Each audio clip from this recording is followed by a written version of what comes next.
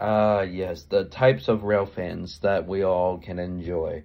We have the good, the bad, the normal, the crazy ones, etc. We'll be talking about all types of railfans that I have personally witnessed, or you have at least heard one time in your life. Before we get started, make sure you hit that like and subscribe buttons, and we'll get right into the video.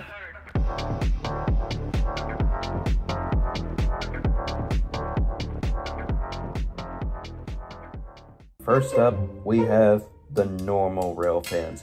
These are just the types of railfans that will just enjoy life. Like, there's nothing absolutely wrong with them. They go out, at least see a train. It could be Jibos, EMD leaders, or whatever.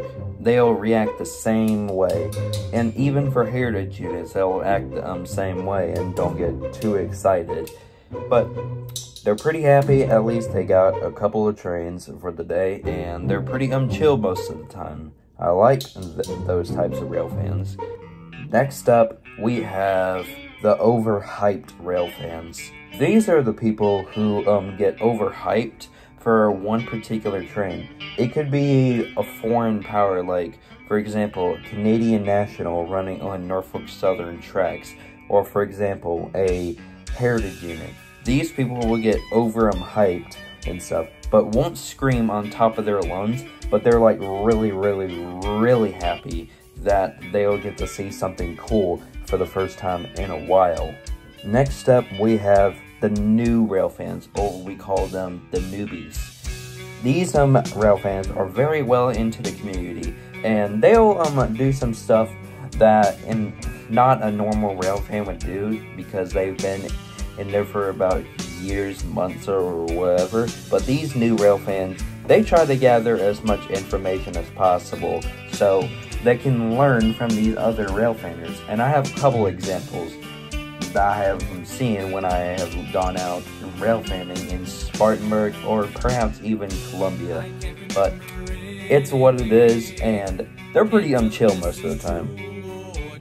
Next up, we have the internet debater railfans. These are the people who are kind of like railfans and stuff when they go out, but like on the internet, they're absolutely devious as crap. Like, they'll try to get on to you as much as they can and try to like debate or whatever. Like, for example, if you say one thing incorrectly, for example, like SD70 Mac and SD70As, and if you say they're both equally the same and all that, and you don't know about it, those people are going to be after you and trying to correct you in every single way possible. This is also a subversion of the nerd railfan, which pretty much has like every identification, like everything, like its ID number, the model, everything. It's got everything they know. Unless if you are a railroad worker, that's fine. Next up, we have the foamers. Oh, this is the funny clowns of the railfan community.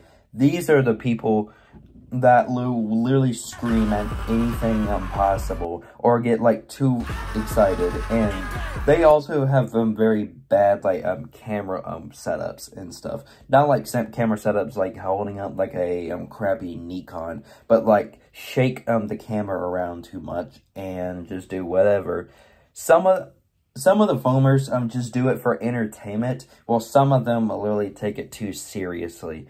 Like, and they also are very like aggressive too when you disagree with them. Like, for example, CSX heritage units, that and stuff they can get really mad about, and they also are pretty much like the angry railfan and the debaters. So what can I say about foamers and all that? Well, it depends on what type of foamers you are. There's like 3 different classification systems of foamers. One of them is the beginner foamer, which means they will get very excited for trains and stuff, and they will also foam at anything. But they won't like brag about it and get too excited or like shove it into your face. 2 is the moderately excited foamer, which they can shove stuff into your face, but they can be chill sometimes, but don't like try to piss them off or do whatever. And the third is the over-aggressive foamer, which they will scream their voice box out so much, they will not even have a voice next time they go out and all that. And most of the foamers are like younger generation railfanners, and half of them are pretty much like squeakers and stuff, if you know what I mean. Next up, we have the veteran railfans. These are the people who have been on the railfanning community, or at least have been train spotting for at least 5 years. Like, they've been railfanning for such a long time.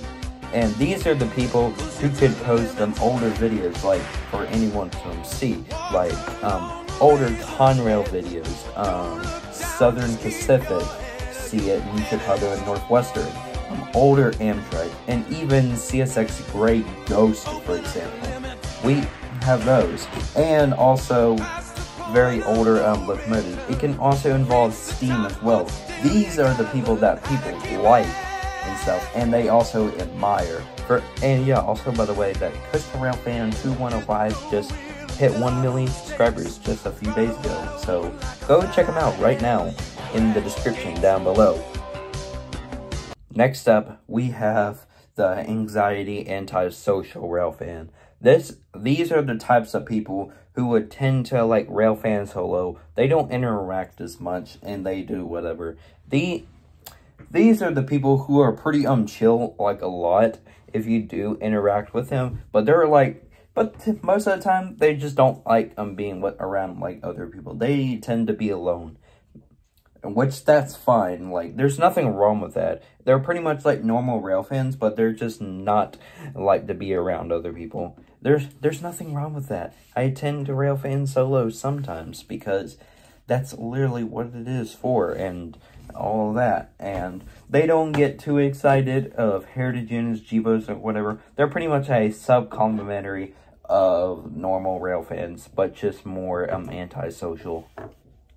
Last but not least, this one is up for debate, so you can debate this in the comments or whatever, but this is what we call it as Roblox train enjoyers, or Roblox Railfans. I don't know if this is like a real railfan thing, but there's some people who play Roblox and they do railfan and stuff. But for the people who mainly play Roblox and all that stuff, then I don't know what to say if you do railfan or not, but most of the time they don't and stuff. And Roblox Railfans, there's two types of them. One of them is pretty normal and they know what to do and stuff, like make some of the normal lash ups, like have 2 NS GBOs or 1 SD70AS and the other is a ES44AC. Like, that wouldn't matter and stuff. They're pretty chill and all stuff. The next one is the foamer Roblox. This is a worse version of the foamers in real life. These are the people who would make ungodly